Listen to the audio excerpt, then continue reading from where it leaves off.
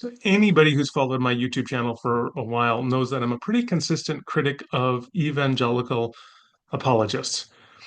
And there's a reason for that. Well, probably several reasons, but one reason is that even the best among the evangelical apologists today, people like Gavin Ortlund, for example, still often tend toward tribalism and a lack of hospitality or openness to understanding the views of others.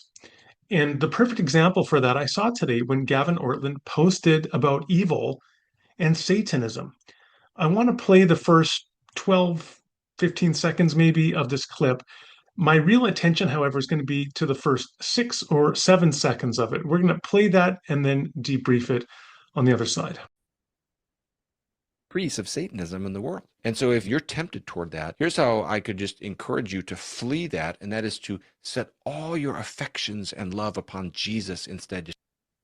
Okay, so that's it. I think that's actually 11 seconds. That's good. That's all I need to talk about. So Ortlund says there's a lot of people that are interested in evil and Satanism in particular. They're gravitating towards Satanism.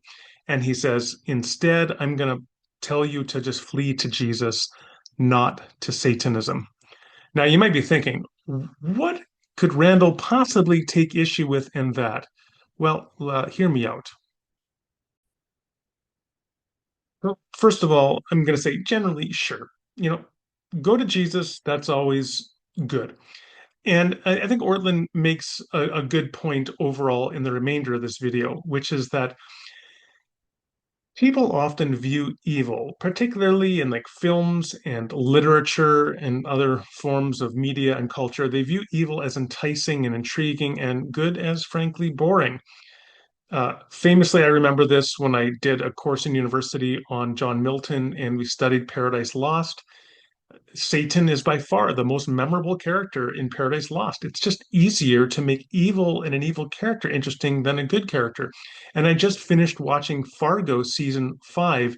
I thought it was outstanding and fascinating, by the way that it moves, talking about sort of retribution and violence and law, and then ending with grace. But by far the most intriguing character in there is the corrupt sheriff, played memorably by John Hamm. Time and again, you find that the evil is the most enticing, and yet Ortlund wants us to view, in fact, good as far more enticing than evil, and I'm certainly on board with that message.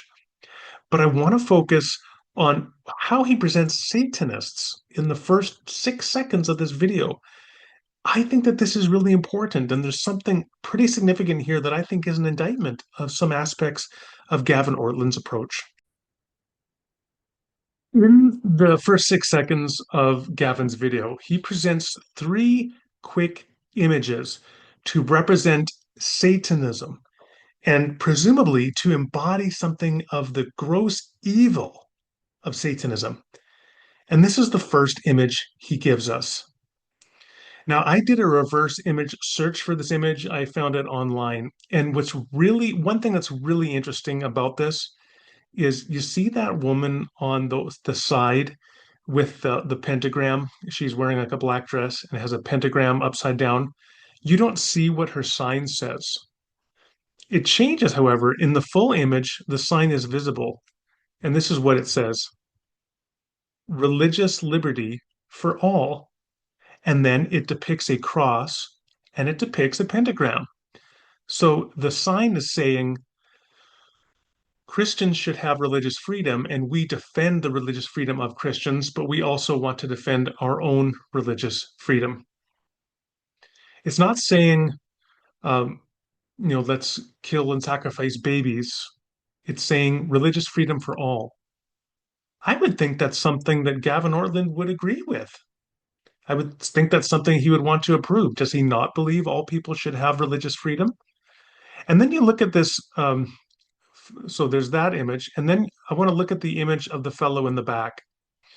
So if you look closely there, you see a couple things that I want to highlight. One is that he has the image of a swastika crossed out. So Satanists here that are gathered, they believe in religious freedom for Christians, but they actively oppose Nazism. Well, again, I would think that's something that you'd want to approve, no? Isn't that good? And then it says on the sign, solidarity in the face of fascism. So they are affirming democracy and opposing fascism. Isn't that something that Gavin Ortlund would want to approve? The irony here is that you have all of these messages are messages that are consistent with, congruent with a Christian ethic and a Christian moral stance in the world today. Now, granted, the people here, they may not agree with Christians and everything, but there's a significant amount of overlap here. This is where someone like Gavin Ortlund is so different from the Apostle Paul. When the Apostle Paul came to Athens in Acts 17, he sought to build bridges. So he went to the Stoics and he quoted from them. He quoted their own leaders and said, in him we live and move and have our being. We are his offspring. Quoting from Epimenides, quoting from Aratus, from Stoic philosophers, and affirming their wisdom from a Christian perspective. Why doesn't Gavin Ortlund do the same thing? Why doesn't he encourage his followers to find out how much they share with Satanists? They would probably be surprised. Religious liberty for all, opposing Nazism, opposing fascism. And then you have this image. Now, this is called the Sigil of Baphomet, and it is an upside down pentagram with a goat's head. Obviously, it looks threatening. And to anybody like me who was raised in the 1970s and 80s during the satanic panic, this is probably going to be an image that will trigger you because it will make you think of, like, the popular version of witches' covens, again, sacrificing infants in the woods or something like that under a full moon. Well, in fact, this image is a popular image by satanic groups or groups of Satanists. But the first thing you have to recognize is that groups like the Church of Satan, founded by Anton LaVey in 1966, and the Satanic Temple, founded in Salem, Massachusetts in 1996, neither of them believe in the existence of any being called Satan, nor do they worship Satan. Rather, Satan, or the adversary, the Satan in Hebrew, is an image, a metaphor, a symbol for opposing oppressive forces. So each one of these groups, they are very strongly affirming of individualism, personal autonomy, and the opposition of the oppression of others. Now, again, a Christian may not agree with all of the way that these different groups understand that, but there is a lot there that they would agree with. Interestingly, I had a meeting, I had an interview. I interviewed a priest from the Satanic Temple a few years ago on my YouTube channel, which I'm going to link below. And what was really interesting is how much I could realize that we as Christians share with members of the Satanic Temple. In fact, I pointed out to that individual in that interview the way that he understands Satan as a symbol to oppose oppressive authority is much like the way a Christian would understand a biblical prophet, somebody who is opposing and speaking out against injustice and the oppression of others. So there's so much here, I want to say, that we could recognize that is shared. Now, the Satanic Temple, founded again, I mentioned in 1996, has 7 key tenets of belief, including a commitment to compassion, a commitment to reason, a commitment to justice, a commitment to bodily autonomy, a commitment to the respect for the freedom of others, a commitment to scientific understanding, and a commitment to personal accountability. Again, a Christian may not agree with every way that every advocate of the Satanic Temple would understand those various ideas, but isn't there a lot there that you can agree with? Isn't there ample room to build a bridge?